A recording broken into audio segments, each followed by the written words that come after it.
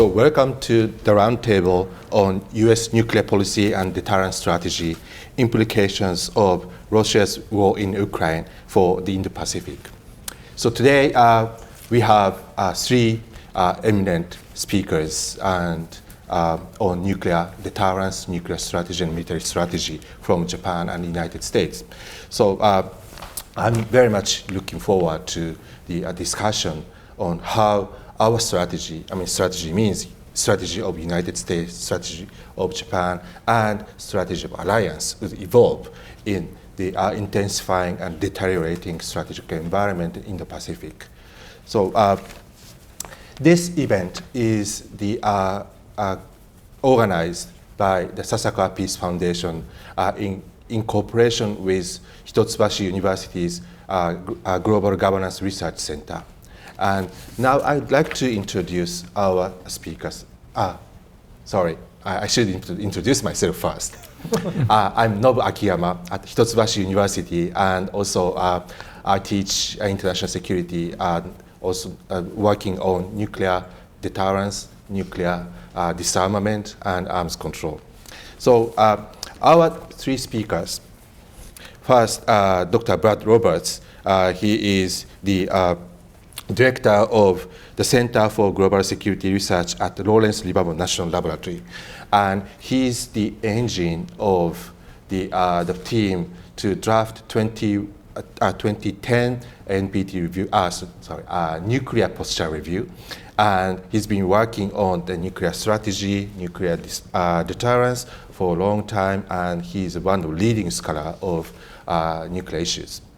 And next is the Sugio Takahashi. He's the head of the Defense Policy Division of the Policy Studies Department at Japan's National Institute for Defense Studies.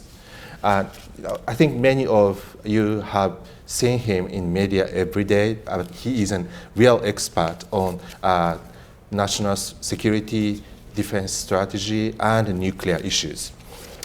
And next speaker is Masashi Murano. He is the rising star of this field, and he's a now Japan Chair Fellow at Hadoson Institute. So he's also working on the alliance issues, defense strategy, and nuclear issues. So I'm very much looking forward to discussing with you on this very important topic of nuclear deterrence and hopefully from a viewpoint, nuclear arms control as well, and how United States, Japan respond to the emerging the crisis and threats in the Pacific, particularly in East Asia. Right. Today's discussion is based upon two books. First one is 核の忘却の終わり, The End of Nuclear Forgetting. This is an output of the Sasakawa Peace Foundation's project, and the co-edited by Sugio Takahashi and myself. So when the project was started, we had a kind of expectation that the role of nuclear weapons would be decreased. But reality is the other way around. When we published the book, Sugio named the title, the 核の忘却の終わり, with a strong conviction that the time will come to rethink and re-emphasize the role of nuclear weapons. And personally, I'm kind of a little skeptical, but the reality was, as you see now, with the outbreak of the war in Europe, many people paid more attention to the role of nuclear weapons.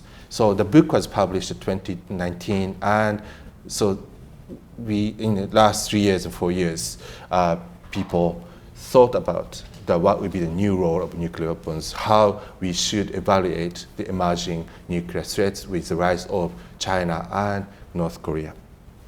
Then the next book is 正しい核戦略とは何か.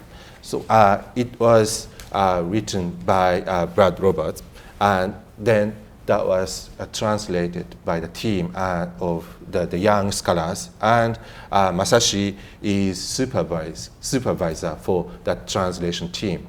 And this book actually provides a lot of insights on what we have to think about in responding to emerging nuclear threats and how we should build a nuclear strategy.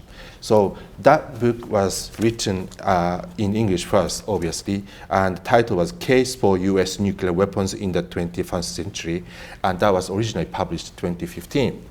But so after 7 years, Brad kindly updated with a lot of information and contributed 2 more chapters for the Japanese readers. And Masashi wrote another essay at the end of this volume to further elaborate the Brad intention and also explain the background of this book.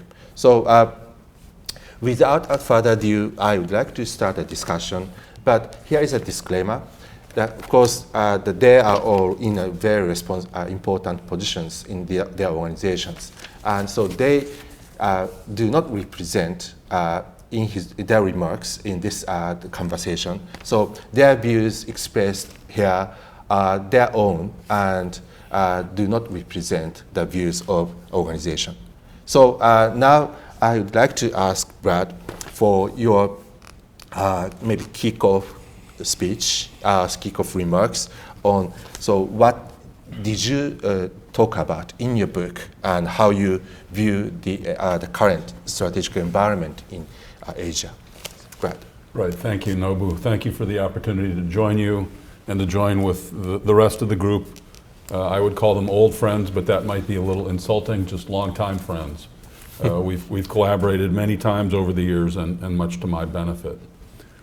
I'm grateful for the opportunity to talk a little bit about the book, but more for the opportunity to join with you in a discussion of the current challenges and the pathway forward for our 2 allied countries. The book was written after my 4 years in the Pentagon, and in reaction to the widespread perception, as Nobu argued, that nuclear weapons were receding into history, and that we could afford to reduce the role and number of nuclear weapons, and we could expect Russia to do the same, and we could expect China to join in arms control at some point. Those were widespread perceptions in the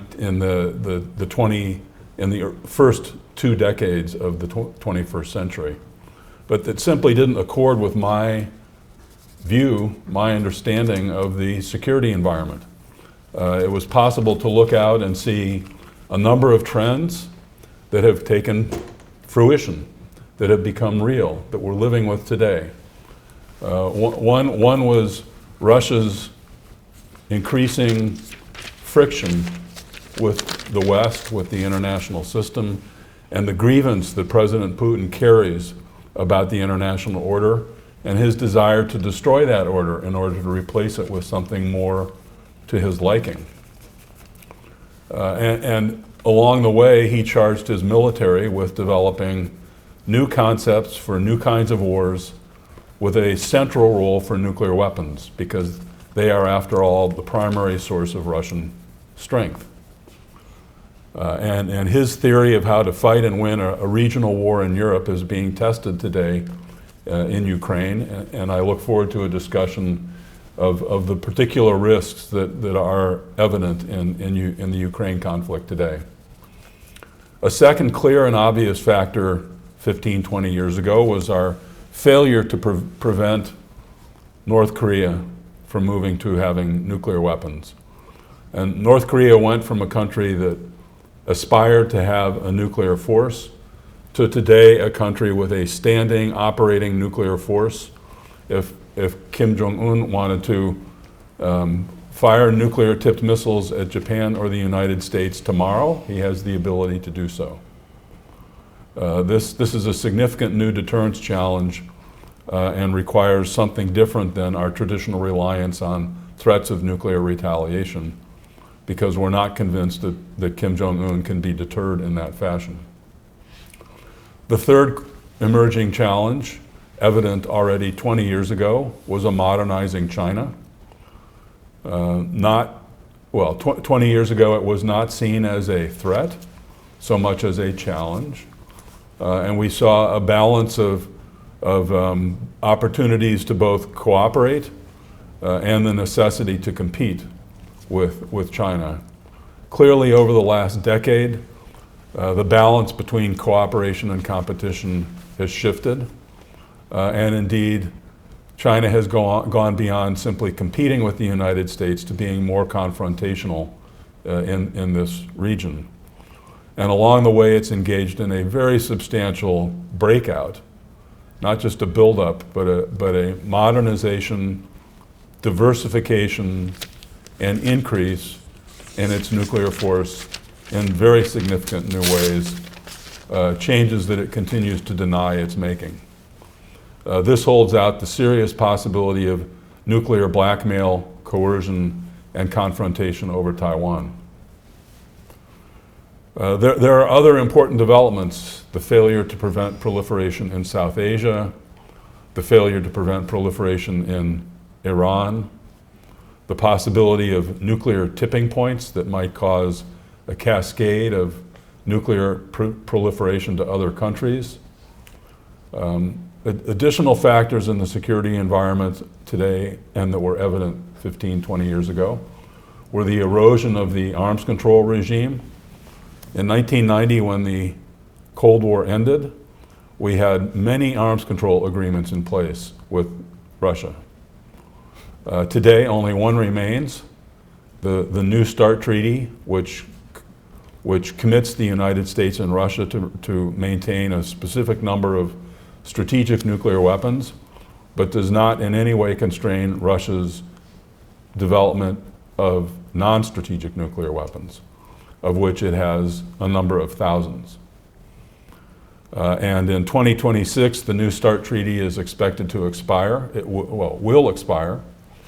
And there's very little chance that it will be replaced by something similarly constraining on Russia and the United States. Two other important developments in the security environment that shape the current moment and have been evident for a long time. One is the rising questions about America's commitments to its alliances, and the fact that we have significant political change underway in the United States that might be seen as creating doubt about our willingness to defend our allies against nuclear threats. This is a very old problem in nuclear strategy, but in a new form today.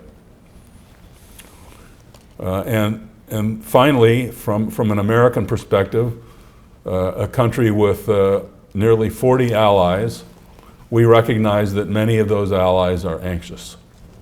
They're anxious about the United States. They're anxious about their major power neighbor. They're anxious about the nuclear strategies of those neighbors.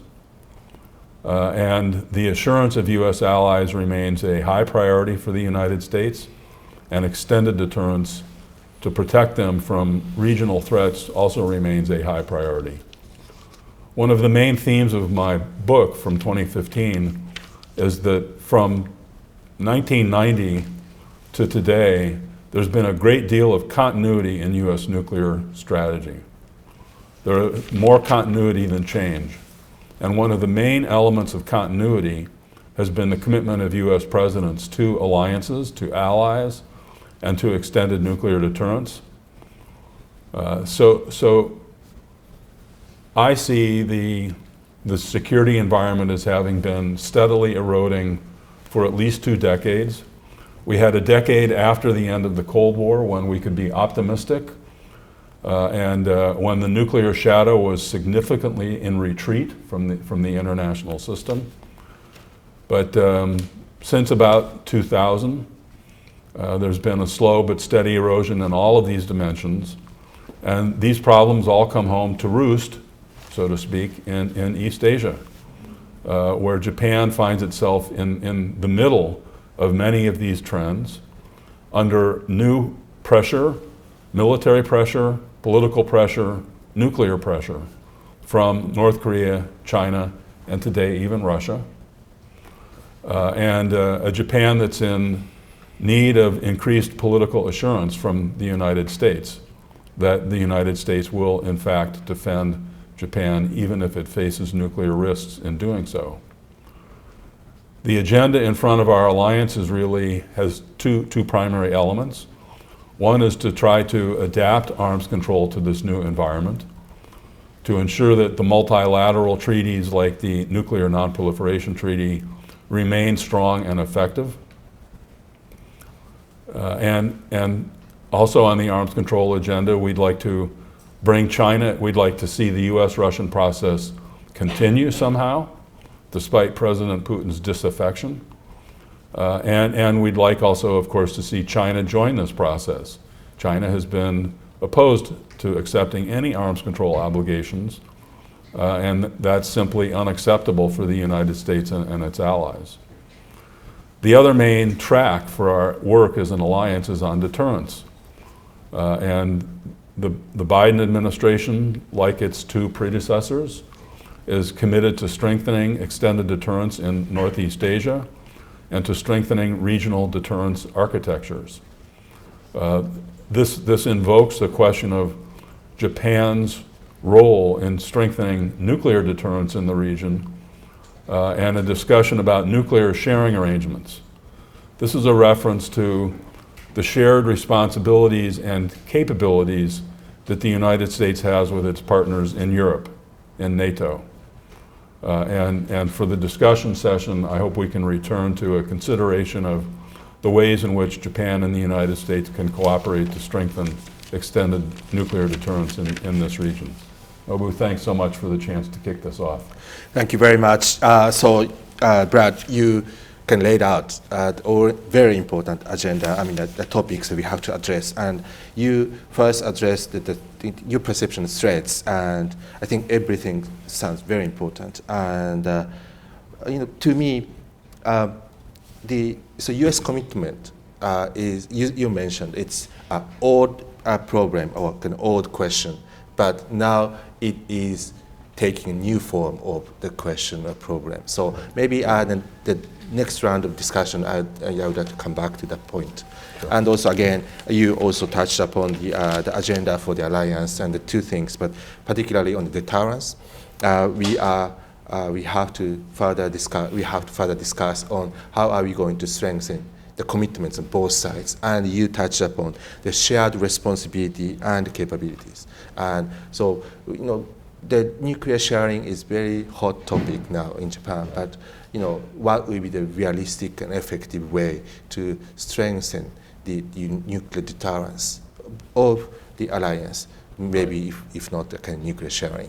Right. So I would like to come back. So now I asked Sugio to say a couple of words about your thoughts on the risks and the threats or priorities that Japan must address. How to say, at first I want to have at least two comments about the general nuclear situation.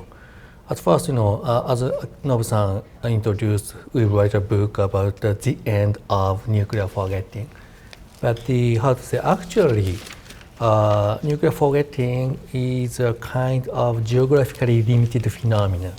Nuclear weapon was forgot in the States, at least in the context of nuclear deterrence. At that time, the American experts focused on nuclear terrorism, just like Gang 4, like Kissinger-like people write a letter at the Wall Street Journal, and Western Europe. So these people prioritize more about nuclear terrorism or counter-nuclear terrorism than nuclear deterrence, and they emphasizes necessity of deep cut of nuclear arsenal, or also reducing the role of nuclear weapons. But there, in the other of the world, that's not true. In the Asia, the first North Korean nuclear test was 2006, at the time of Bush administration, just before Gang 4's letter in Wall Street Journal, and the North Korean second nuclear test was 2008. So. And then Chinese, missile modernization was developed at that period. So, in reality, especially in Asia, nuclear weapons has not left in the center of the stage, unlike some of the transatlantic community believed. So, and you know, at that time when I was invited to the nuclear-related conference in US and Europe, and many people watched me as a kind of out-of-dated Dr. Strangelove. And however, these people's perception has suddenly changed in 2014. That means Russian Russian hybrid invasion to Crimea. And after that, these people were excited, oh, now nuclear is coming back. But don't forget, North Korean nuclear test was conducted in 2006. So, you know, for these people, still only Russia can make them excited. And the Asian, North Korea and China is not, is not a big player to them wake up. And I'm not sure the current situation, but that kind of transatlantic bias still exists in American nuclear community. That is the caveat which we need to have in mind. And second, relating to this, you know, partisan characteristics of American nuclear debate exist. This is another reality. At the time of Republican government, they prioritize or they put premium on the role of nuclear weapon. And in case at the time of Democratic government, they try to reduce the role of nuclear weapon. You know, if you compare the two NPR at the time of Trump administration and at the time of Biden administration, the tone is very clearly different, while the international environment is almost the same or even worse compared to the Trump era. And the latest NPR says, oh, now the situation is pretty bad. But the US will reduce the role of nuclear weapon. This is logically inconsistent. And eliminate the development program of SRICOM-N. She launched cruise missile, nuclear, which is decided to restart the program at the time of Trump administration. But that program, original SRICOM-N, like TRAM-N, was canceled in Obama administration. That is under the Democratic government. So Democratic government, two consecutive Democratic government decided to cancel TRAM-N. She launched cruise missile / nuclear, and Republican government between them decided to restart that program. So this kind of partisan characteristics is a very bad signal for allies and potential adversaries. Brad said some allies has big anxiety. That is true, partly because of the emerging threat, rising threat by adversaries, and the other one is the inconsistency of the United States. And if U.S. has kind of inconsistency, and not just inconsistency, to be honest, the Democratic government watches the world as they want, not watch the world as it is. So without stopping that kind of wishful thinking with nuclear euphoria, the allies need to, how allies can trust the United States? So this is, I think this is a this is a unnoticed challenge within the United States. So without change of this situation, allies need to think or need to discuss very, very serious, very different issues compared to the previous years. So as far as I stop here. Thank you.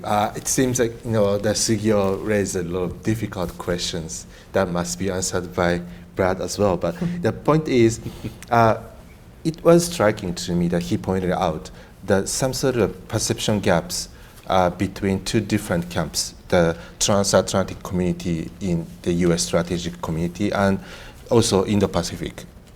So that's one gap. And the another gap seems to be also the critical. That is a gap of perceptions between the two different parties in the politics. So So this partisan characteristics of the nuclear politics in the United States is the one that maybe Sugio is concerned about. And so maybe also I would like to come back to that point as well.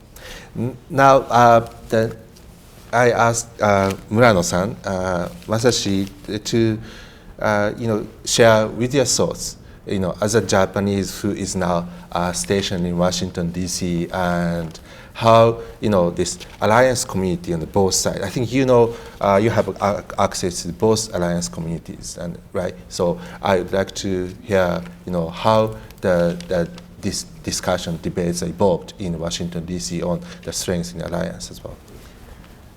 Right.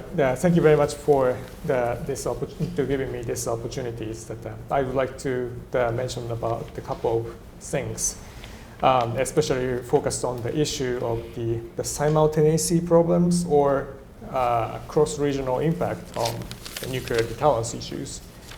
At first, according to the latest version Nuclear Posture Review, Biden administration's Nuclear Posture Review describes that in the U.S. that now is U.S. facing the two peer nuclear challenges or adversaries. This is the first time in the history of the United States facing those kind of situations. So that is the serious problems. But at the same time, U.S. government can describe is that this is a serious problem. Two nuclear peer problems is a serious problems. But at the same time, from the Japanese perspective, as the Sugio-san already mentions, we've already facing some threats from the North Korea. That is the clear and present danger for us. So precisely to say, as a Japanese perspective, the situation of Japan, which we faces, that is no one's. We cannot find those countries to facing that three nuclear regional challenges at the same time. So that is Japan is facing the most serious security environment on the nuclear standpoint. And then I would like to a little bit dive into some more serious problem about the cross-regional impact on the nuclear issues. The first one is the strategic community, includes us, has spent the past several years seriously discussing the hard choice, which means that not only the nuclear deterrence itself, but also how to respond after the actual nuclear use situation happened. So this is what Sugio-san sometimes called the third nuclear age issues. So at the time, we have several different but related perspective. One is the psychological cross-regional impact regarding nuclear taboo. Indeed, how the U.S. should respond after the actual nuclear use situation would depend on each circumstances, on case-by-case basis. But if the United States does not retaliate there with the nuclear weapons, it could lead to a weakening of the U.S. nuclear deterrence in other potential region. So in other words, it is a matter of how Xi Jinping and Kim Jong-un interpret the U.S. response to Russia. Other aspect is the operational challenges and the resource constraints. After the limited nuclear use situation by Russia, this is a hypothetical situation, as some retired generals and some nuclear experts, U.S. nuclear experts have mentioned, if the U.S. choose to avoid the nuclear escalation by decisively damaging Russian military targets like the Black Sea Fleet and some Kaliningrad with the conventional forces, it will consume ever more the U.S. stockpile of the conventional precision-guided munitions, such as JASSM, LRASM, Tomahawks, and air defense interceptors. So, and then, 2 years later, if China or North Korea makes an opportunistic aggression the U.S., it is easily to imagine that the U.S. will face the shortage of the conventional precision-guided munitions to deal with it. So in this situation, it may be us, not them, who have to make the decision for the nuclear first use. So that the nuclear first use incentive arises when the size is usually overmatched in terms of the conventional forces. So it means that the choice we think are rational at the moment may narrow that the option we can choose in the future. So that facing the multiple nuclear armed adversaries simultaneously may force us to make these hard choices. So that we needed to have the discussion now to deal with this difficult question, how to respond to it. Japanese political leaders cannot say or should not say this is not a matter of us, it's a nuclear decision. I think that the Japanese political leaders has to decide to some our opinions. So I stop here. Thank you very much. Two serious questions. In NPR and other strategic document, United States kind of outline the current strategic environment as it faces two peer competitors simultaneously and for the first time in its history.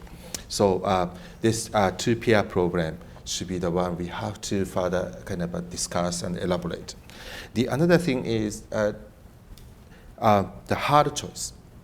So if we face the situation where the United States would choose to respond to the Russian further escalation by conventional capabilities, for example, then we will face the lack of resources. The United States may not be able to allocate properly, the military assets to the two fronts. So then what happens? We may have to choose the nuclear options. Sounds very, very serious and profound. Then, I would like to maybe start our discussion with the question of this two-peer programs. Brad, I think in another occasion, you said this is a problem of a two-peer program is 1 + 1 = 3 program. So can you explain what is your sort of a view on these two-peer programs? Sure, thank you. The 1 + 1 = 3. One peer, Russia, that's become confrontational and aggressive with nuclear weapons. An emerging second nuclear peer, China's not there yet, but by 2026 it will have a lot of delivery systems, and by 2036 it will have a lot more nuclear weapons. And we don't really know what kind of nuclear strategy it actually has and might have. But the scale of investments seems to imply significant expectation in Beijing that a conflict over Taiwan with the United States would have a nuclear dimension. Mm-hmm. Something big has changed in the way China thinks about these topics. So that's the second one, 1 + 1 = 3, in the sense that China's emergence as a second peer creates a new problem of a different kind about deterring aggression by two peer powers at the same time in two different theaters. We've had the problem of two theater balancing before for decades. But the fact that now China could be a nuclear peer in such a confrontation and would present escalation risks that weren't there before would have a significant impact on our thinking and preparations.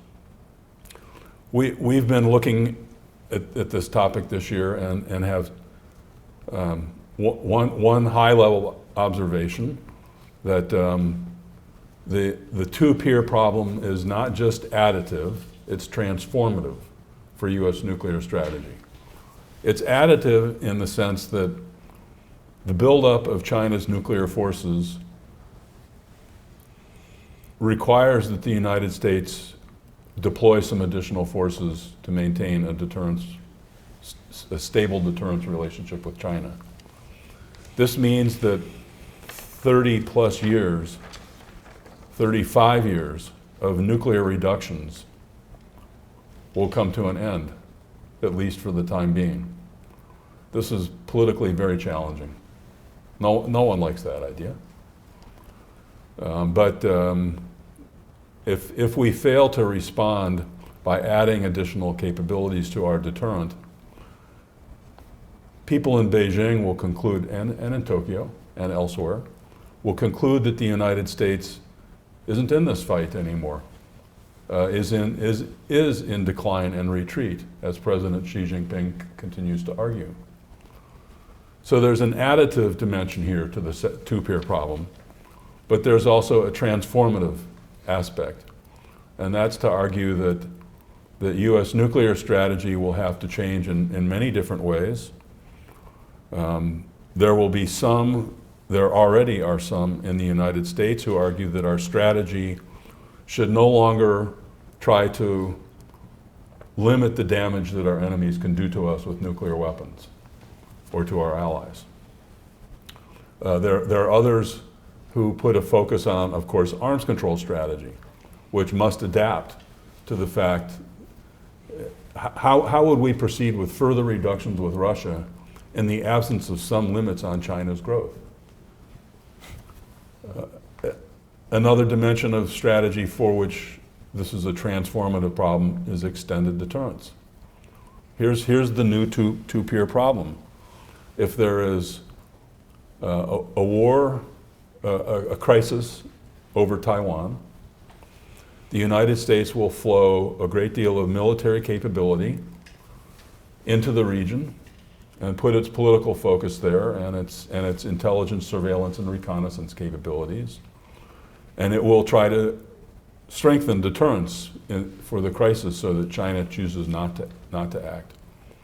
This is precisely the moment that President Putin might see an opportunity to make trouble in Europe. And the current policy of the United States for extended deterrence is that we maintain the capability to deploy fighter bombers with nuclear weapons anywhere in the world in support of an ally in time of crisis and war. But the only place they are currently deployed is in Europe. And if there's a crisis started by Mr. Putin while there's a Taiwan crisis underway, those capabilities will not leave Europe. So we need some new division of labor, some new approach, maybe some new capabilities to ensure that extended deterrence remains effective in a two-peer world. So a closing comment here is about our sense of urgency about responding to this problem. China's in the middle of building 360 new missile silos in the middle of the desert and filling them with missiles with nuclear weapons. That project will be completed in 2 or 3 or 4 years, I don't know precisely.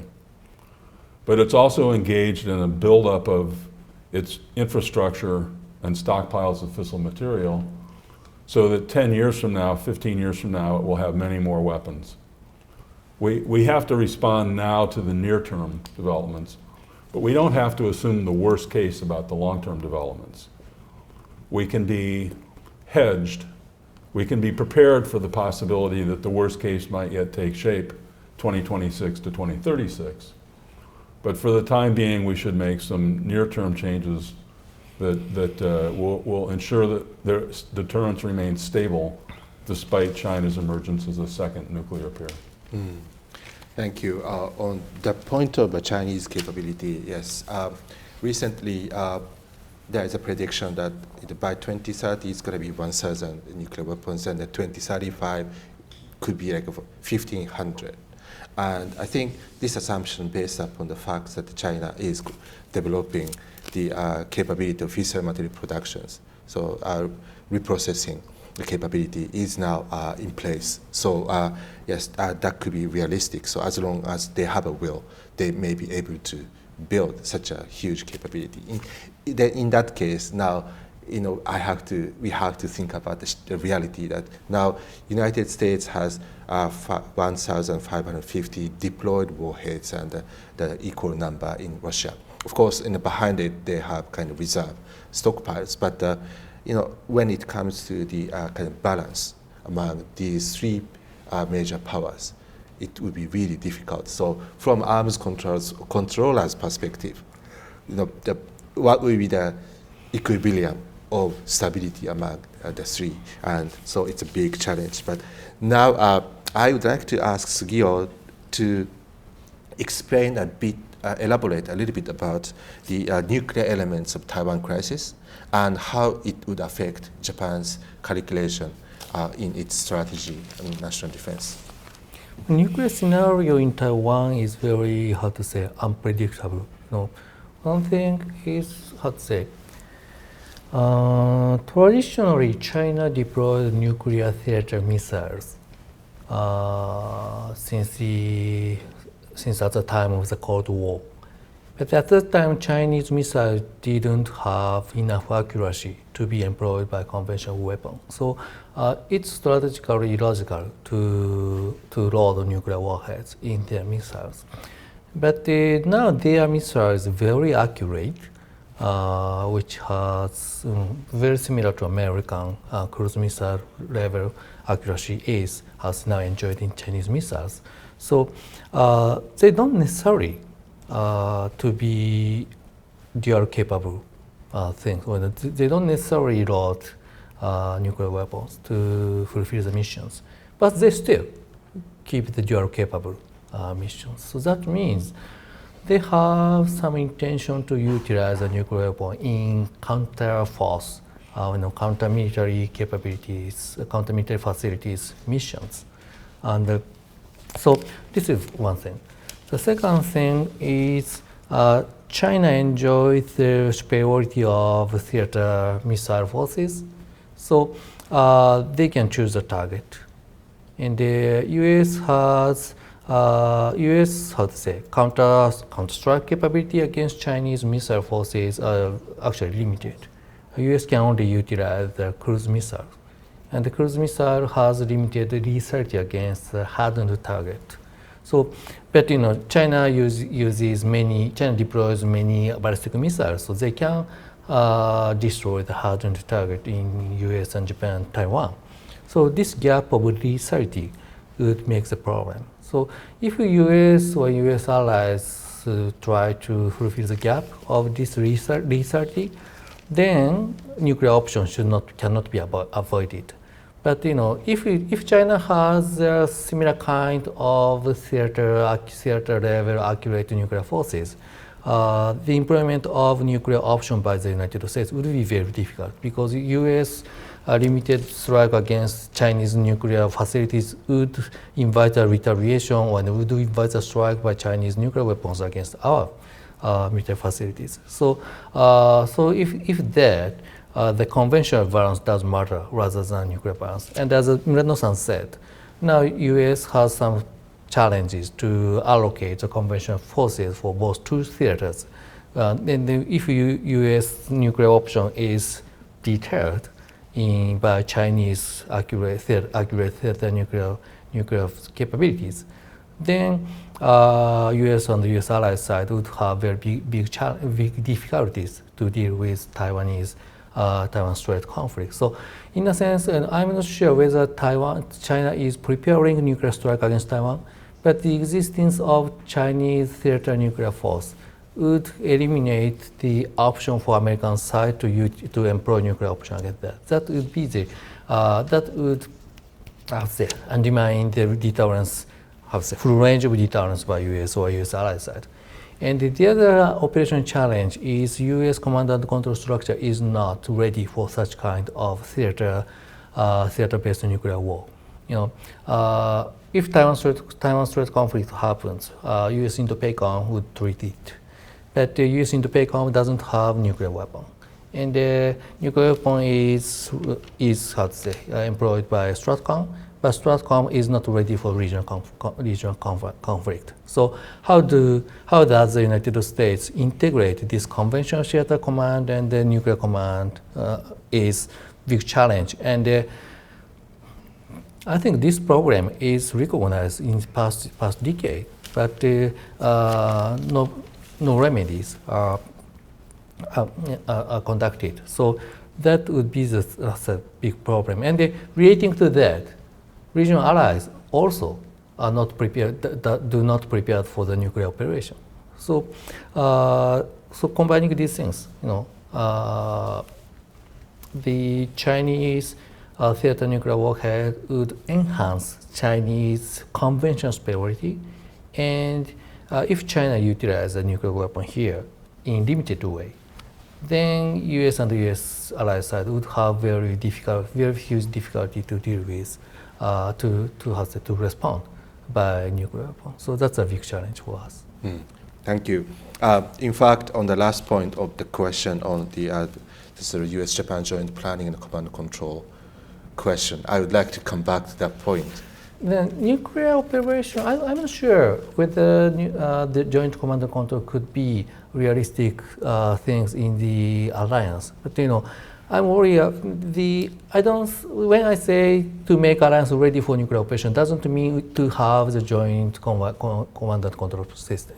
Sure. But I would like to rather kind of emphasize the planning part of this conversation. But definitely this is important, so I would like to come back in later time. But Murano-san, so to add on what Takahashi-san said, can you a little bit elaborate on, from Japanese perspective, what would be the sort of real challenge? Particularly, I don't know if it's really plausible assumption or not, but there may be a risk that China may go utilize its nuclear capability on sending nuclear blackmail to Japan to decouple the alliance. And that probably hinder the U.S. capability to support the Taiwan. And so this personally, I'm curious if that kind of a scenario would be plausible and maybe that's a challenge that we have to face. Yes, that in the first place, that we means that U.S., Europe, and U.S. allies in Asia, is the strategic community has already discussing about those issues, how to respond of the nuclear blackmail, the scenarios. One option is to emphasize our deterrence capability, which means that it can be paraphrased that how to fill in the gap of our capabilities. So that we've already, Brad and Sugio-san had a little bit mentioned about how to fill in the gap of it. One is the DCA option, like in European theater. But personally, I'm not a big fan of those options because obviously to consider about the risk of China or even North Koreans, their precision conventional / nuclear strike capability in these regions. For the deployment and the surge timing of this deployment itself has a biggest risk or highest risk of the escalation from when some contingencies happens, and also nuclear storage program is still cannot forget about it.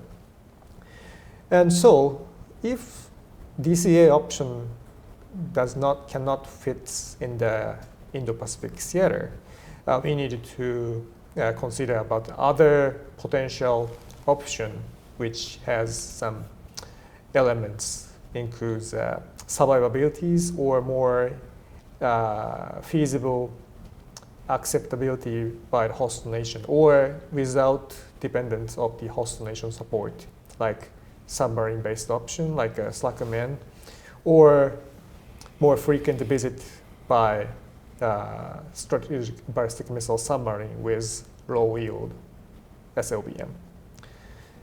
And it is related on some nuclear issues, but the nuclear conventional integration is another serious problem which we face. First one is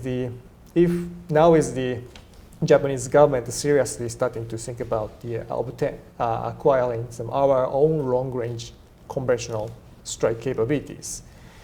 But as you already know that the North Korean and the China's their missile forces, most part of their missile capabilities has integrated, which means that nuclear and the conventional dual use. So even the Japanese long-range strike capabilities cannot threaten their mobile targets, but if we can have some potential possibility to strike these related targets like sensor nodes or command and control systems, it potentially has they recognize this is a kind of some strike against the dual use, nuclear and conventional capabilities. So which means that we needed to think about the potential risk of the nuclear escalation. So in that reason, that why we needed to more seriously deepening our collaboration of the command and control structure with and the planning mechanism with the United States and other allies like Korea or Taiwan's. And another related issues that another perspective of what is the capability gaps. The more precisely to say, one is the wide range suppression capability by the conventional weapon is one of the serious issues. For example, when we started some serious the missile exchange or salvo competition situation with China, we were starting to our long range strike capability against each soils. I think that as we know that China already has lots of amount of the ground-based missiles. Even North Korea's recent missile exercise shows that they have the precision short-range ballistic missiles with cluster warhead. Also, that China has the cluster munitions with the ballistic missiles, but Japanese government has already ratified the convention of the cluster munitions. So even the U.S. now does not have those kind of cluster warheads, the cruise missile and the ballistic missiles. So that is our potential capability gap to suppress if we are trying to neutralize China's some wide range targets like airstrip networks as well. So if we don't have those kind of conventional wide range strike capabilities, we may need to think about some other potential option to degrade China's their Air Force capabilities, such as to employ low yield nuclear option. So this is not ideal, but if we don't have any other option, that we have no choice to pick those kind of issues. So that is one of the serious issues related to the nuclear and conventional integration. Right, thank you. So I ask you to jump in anytime if you have any questions, any points that you would like to intervene. So, Brad. Thank you. I'd like to jump. Murano-san's discussion of the operational requirements of deterrence is important, and the gaps he's identified are real. But I think it's important for the group listening to understand that this is all in service of deterrence. That we're not seeking, as an alliance, an ability to fight and win wars with nuclear weapons. What we're trying to do is create a situation in which our potential adversaries in war understand that if they go to war against us and threaten our vital interests, including with nuclear weapons, there's no escaping the risk that we might respond with nuclear weapons of our own. The threat to respond must be credible in their eyes, and the response must be meaningfully impactful on their interests. They must expect to pay a cost for crossing the nuclear threshold for deterrence to work. And I find it useful in talking about the sharing arrangements that the United States has with its NATO allies to distinguish hardware from software. And it's easy to focus on hardware solutions to technical military problems. And they're important to get right. But the software side is, I think, often overlooked and probably more important. And what do I mean by software?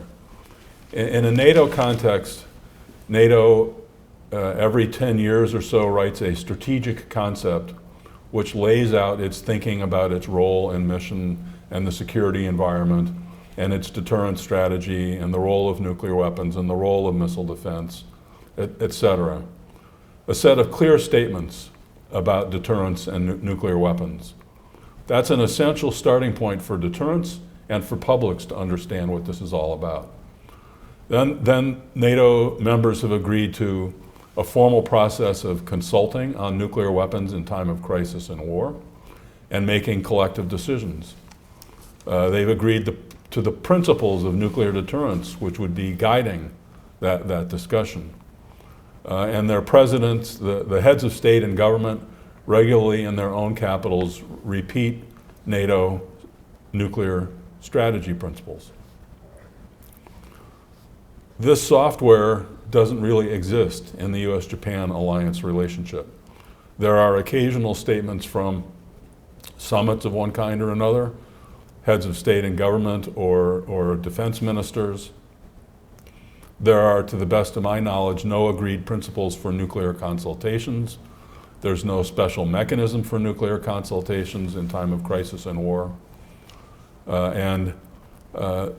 What's the political issue here? The issue here is the only person with the authority to employ a US nuclear weapon is the US president. In the case of Europe, when that decision might be made, the European allies have a seat at the table. They don't decide what will happen, but their voice is heard. They have the opportunity to influence the decision. Japan deserves a seat at the table, but there isn't even a table. So that's what I mean by the software side of this discussion. And I think there would be significant deterrence benefit. Well, I think the stand-up of a consultative process and some of the associated planning work that Sugio has advocated for would send a powerful message to Pyongyang and Beijing that if ever we find ourselves in crisis, Washington and Tokyo will not be divided from each other on this question, and we will act together. Thanks. Thank you. So Sugio, maybe can you a little bit explain more about the difference between U.S.-Japan and U.S.-Europe arrangement, sort of what is missing in the software part of this nuclear? Okay, yeah, how to say, in conventional area, the assurance from the United States, or how to say, the preparation for the war, enhance the deterrence, the measure to enhance the deterrence is, the bottom line is to have to prepare the conventional operation in a very realistic way, in concrete way. To do that, what is necessary? The first thing is we need to share the plan. The second thing is we need to conduct the exercise based on that plan. And need to modify the plan based on the reality. So that's why US-Japan conduct biannual field exercises and biannual command post exercise. US-ROK alliances has multiple field exercise and command post exercises. And also NATO is too. That kind of planning-based exercise is not conducted in nuclear realm at all.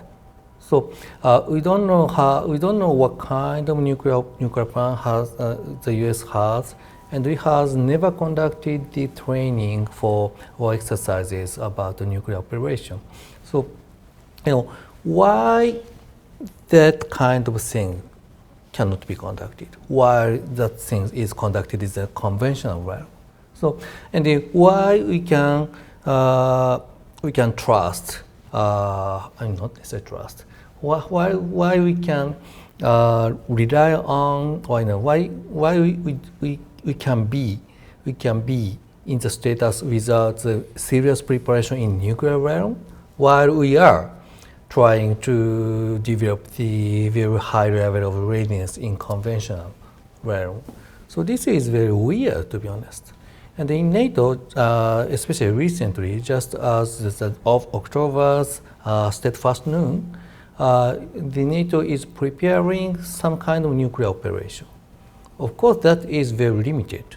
U.S. president may choose different option in case of contingency, but still, NATO is prepared for some part of nuclear operation. But the Asian allies has not conducted such kind of serious or concrete preparation.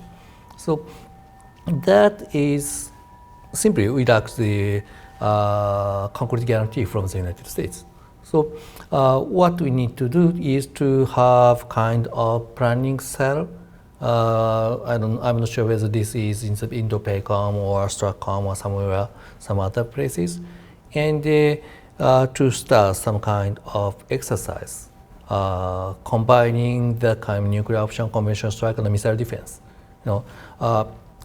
Japan has missile defense capabilities, and if U.S. conducts some kind of nuclear operation, that would have some implication for Japanese missile defense operation and consequence management operation. So we have some need to know about U.S. nuclear operation. So we need to, start such kind of serious and concrete preparation of the nuclear scenario. So this is a very big vacuum in alliance in Asia compared to the alliance in Europe.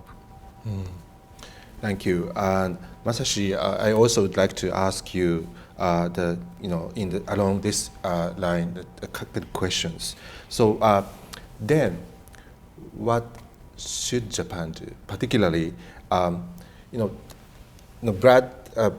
in the book, and that's you also participated, and also Takashi-san, in your chapter, you mentioned the concept of theories of victory, and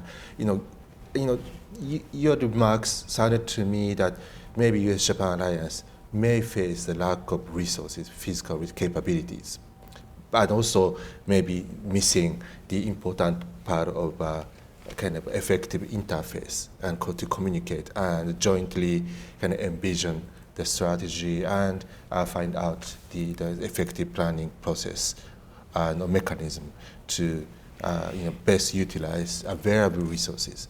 And short term, probably it is really difficult for us to quickly build up our capabilities, but we have to think about best utilize existing resources and also the resources which could be quickly built up. So then what would be your thoughts on the, at least for the short term, to respond to the emerging threats and crisis, and then in the long term build up the more convincing theories of victory for the alliance? So short term and long term. Well, this is the difficult question because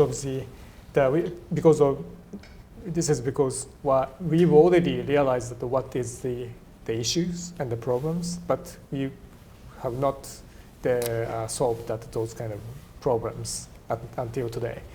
But I saw some couple of the positive sign. Of course, that I have some couple of the complaints to the Biden's NPR, but at the same time that Biden's nuclear posture review that mentioned the importance or possibility to upgrade of the software consultation mechanism with allies, such as the more deeper, more high-level consultation, which means that ministerial level or some prime minister or president level of consultation about the nuclear issues, or horizontal expansion, which means that the multilateralize of our extended deterrence dialogue now is the U.S.-Japan extended deterrence dialogue, and the US ROK, extend deterrence, the consultation committee was totally separated. But when we faced the threat from the North Korea, we have to cooperate together. So that in that sense, of course, that we already understand that political difficulties between Japan and Korea, but at the same time, we can expand some more possibility. Not even it is a little bit difficult to the track 1 level.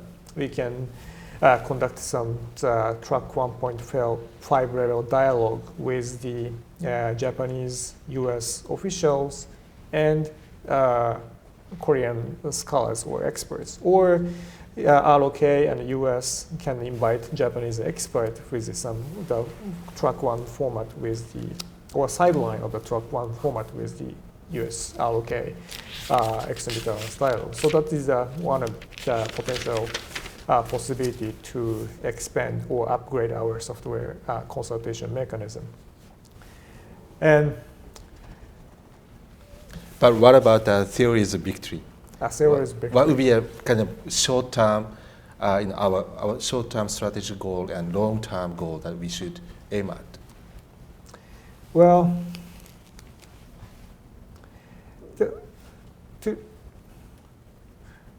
if I can if I can say that we need to start the more substantial coordination from the strategy development phase, because of in my understanding, U.S. defense strategy basically depends on their capability assessment, their threat assessment, and the Japan's NDPG, or now is going to be the Japanese version of the national defense strategy. So this strategy based on our own capability assessment and the resource allocation, but we cannot cannot enjoy those kind of luxury. We need to more closely coordinate it from the strategy development phases or threat assessment phases using to the actual parameters, how many missiles, how many fuels we have. So that of course that also that I understand that some difficulties by some intelligence, the security or security information security issues, but the think tank community can simulate the potential using some potential parameters or some assumptions to conduct what kind of resources and the capability we needed. So that is one of the we may be able to creating some foundation to start to creating our common or shared theory of victory with the U.S.-Japan alliance. Thank you. So, Sugio, maybe would you share your thoughts on the with existing available resources, what would be the realistic goal for us to achieve in short term in order to increase our effectiveness in sort of a U.S.-Japan deterrence against our threats, and then what we should aim at in the long run. What will be the level strategic goal that we should aim at? You mean against China or against North Korea? So the entire situation, like we also face North Korea, China, and as Brad characterized it, 1 + 1 = 3 problems, right? Okay. So the kind of entire broad picture. Of course, it's going to be short time for you to elaborate, but maybe if you could share some gist of your thoughts. One option is to just rely on luck. So, now China has Chinese conventional forces is really strong. I mean, if you look at the number of fighters or vessels, now they have almost 70% of American forces, while they have still lag behind in terms of aircraft carrier. But considering their advantage in theater ballistic missile, that inferiority of aircraft carrier could be offset. And so that means if China has 7 and US has 10, but the US cannot deploy all of the 10 in Asia Pacific. So maybe 5 is at large. So that means 7 China and 5 US. So if U.S. could decouple the rest of American forces from the theater by some other means, by some means, then they can enjoy some advantage between 7 China and 5 U.S. So this gap of 2 need to be fulfilled by Japan. So this is the really important side of Japanese increase of the defense budget. And so if we can do that, then we could have some, not necessarily advantage, but we could have some solution to deal with the nuclear problem in terms of the conventional realm. And of course, European allies need to make the maximum effort to deal with Russia by conventional forces. So that is answer one. The second thing is nuclear. China is going to have 1,500 in 2035 if the Chinese military power report is correct. And Russian nuclear forces is, of course, deployed forces are about the same as US size, and their forces modernizing. And so that means US may need to deploy about 3,000 warheads, while such kind of hedging function is eliminated from the role of nuclear weapons in the latest NPR. But that kind of, size-based deterrence, 外形標準的抑止, as Akiyama-san said, that would be a very important part to, to shape the strategic perception of U.S. and the allies. If U.S. maintains 1,500 to 2,000 warheads level with modernized Russian nuclear forces and expanded Chinese nuclear forces, that kind of number would make the allies nervous, regardless of conventional battles and regardless of American actual capability to fight nuclear war. So in that sense, I hope U.S. start to think about the increasing the deployed warhead to deal with both two nuclear potential competitors at the same time. Maybe my additional question. So you said maybe Japan would play to fill the gap of the capabilities between China and the United States. 2 questions. Murano-san said the role of the U.S.-Japan ROK cooperation would be important. And how important it is and how realistic. The another question is, so what kind of capabilities that Japan should fill in? Like you said the gap is like, for example, 2, right? Then this gap would be how should you fill this gap? Answering the second question first, what we need to do is to buy the time for coming the other 5 of the United States. So in that sense, the Japanese too should be focused on the high readiness forces and also the denial capability, which already discussed by many people. So that is, and also to conduct some kind of effective information campaign to make American commitment more robust. That is what the Japanese side should think about to fulfill the gap by our 2. And South Korea, that is, I think, the important piece. But the challenge for Japan-U.S. ROK trilateral deterrence is the gap between Japan and the ROK is about strategy toward China, not just history. But they have more, more flexible attitude toward China than more accommodative approach toward China. So they don't want to discuss deterrence against China seriously. So that is another challenge for U.S.-Japan ROK trilateral. So that is, of course, that is the centerpiece against in terms of deterrence against North Korea. But against China, that's there is a different story on that. Thank you. So, Brad, your final words. But 2 Japanese strategic thinkers pose a lot of interesting issues, including the how the Sugio touched upon the concern about divide within the United States over nuclear strategy, and then Masashi also touched upon the lack of resources on the side of the United States, and he also mentioned how alliance should work together to fill this gap. And Sugio also explained another kind of interpretation of what to do.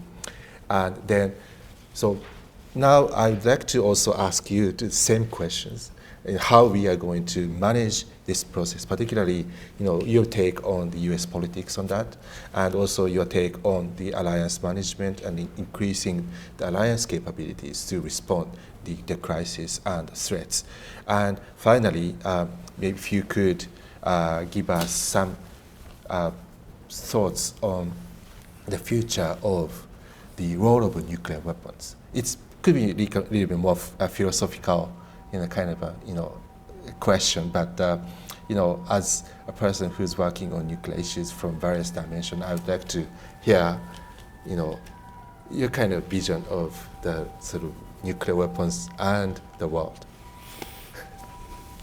Well, three small questions and just a few minutes left. Let me start with a short response on the what can the alliance do in response to this new circumstance. I would say that your question's focused on the theory of victory that we have, and near-term and long-term objectives and opportunities. I think it's important that we do our homework on the theory of victory. This is a concept that isn't in broad usage. It's something different from having a strategy. It's a set of ideas about how our actions can persuade our enemies not to damage our interests. And these are hypotheses, these are hypotheticals. And our general theory of victory is that we can make deterrence work by imposing more costs than they want to bear and by denying them the benefits of their attacks. But that's not a very clear theory for the problem presented to us by North Korea or China or even Russia in the region. So in the near term, I think the work in front of the alliance is more conceptual than operational. I think there's also a near-term requirement to do something. I'm less concerned about what particularly we do. This is part of the reason I support the counter-strike capability agenda.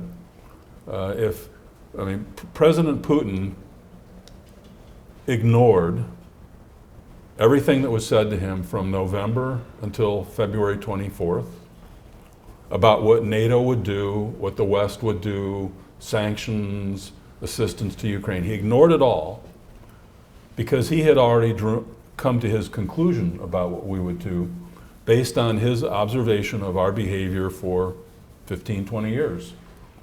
War in Georgia, no NATO reaction. Targeted killings of Russians in other countries, no significant reaction. Syrian chemical assistance to the Syrians in using chemical weapons, no reaction. Crimea, no reaction. I mean, the list goes on. I don't want Kim Jong-un or Xi Jinping to believe that we as allies lack the resolve to defend our interests. And a part of the way we can help to persuade them that we are willing to defend our interests is by doing politically difficult things like raising defense spending and acquiring strike capabilities. These send powerful messages. They also solve particular military problems, and that's important. On the problem of partisanship in the American political system, one thing that strikes me is that I'm generally very disappointed and troubled by politics in my country. The fact is that nuclear strategy has been protected from that partisan politics for the most part. Not entirely, and Tsukio rightly touches on some areas where there's some disagreement. The main point, though, is that Republicans and Democrats agree on the need to maintain the U.S. nuclear triad, to modernize it and improve it, and to modernize the associated command and control system. By and large, there's agreement that arms control, when it can be verifiable, is in the American national interest. And there's broad bipartisan agreement on the role of protecting allies. And on the specific question of reducing roles and numbers, I would say there was a bipartisan commitment to reducing the role and reducing the number of nuclear weapons from 1985 to the last few years. And indeed, the most significant reductions in the role and number of nuclear weapons were made by Republicans, not Democrats. So, moreover, let me make a little case for partisanship, which is democracy depends on our contesting, debating ideas. Hopefully our policies improve as a result. And so I think some give and take on the sea-launched cruise missiles is a healthy development. It's a way to inform our politicians of the complexities of these issues. Future of nuclear weapons. Well, I wish I knew the answer to that question, of course. I'm not, I often cite the work of a person you knew, Thérèse Delpech, who was a French scholar who wrote on nuclear strategy and passed away a decade ago. And her final book was called The Savage Century. And that was a reference to the 20th century. And she wrote this book in 2005. So the first chapter of the book is set in 1905. And she asks, what are people working on peace and security doing? And then what happened? A world war, a new world order, the collapse of that world order, a second world war, a terrible Cold War, and many more people dying at the hands of their state than in war. A terrible century. Next chapter in her book, 2005. Are we working on the right things? And will the 21st century be more savage or less than the 20th? And will the answer to that question be because nuclear weapons helped or hurt? I don't know the answer to these questions. I come back to them repeatedly. If we could be rid of nuclear weapons, I would love to be rid of them. But Presidents Putin, Xi, Kim Jong-un, and many others are not prepared to go in that direction. The U.S. has tried to lead by example in that direction, by some unilateral steps to exercise nuclear restraint. But we tried to lead, but no one wanted to follow. I don't believe that we're headed towards a nuclear jungle. It's interesting to note that we have worried about nuclear proliferation since 1945, and the number of nuclear weapon states continues to be quite small overall. So there are some significant disincentives to the acquisition of nuclear weapons, and there's still a very strong taboo and very significant risks with actually employing them. So I think the worst case is unlikely, but I think the best case is implausible. And so we're going to cope with the presence of nuclear weapons as a part of the international system. And if we're skillful and a bit lucky, as Sugio reminds us, we may pass through the 21st century without a catastrophic war. Thank you very much.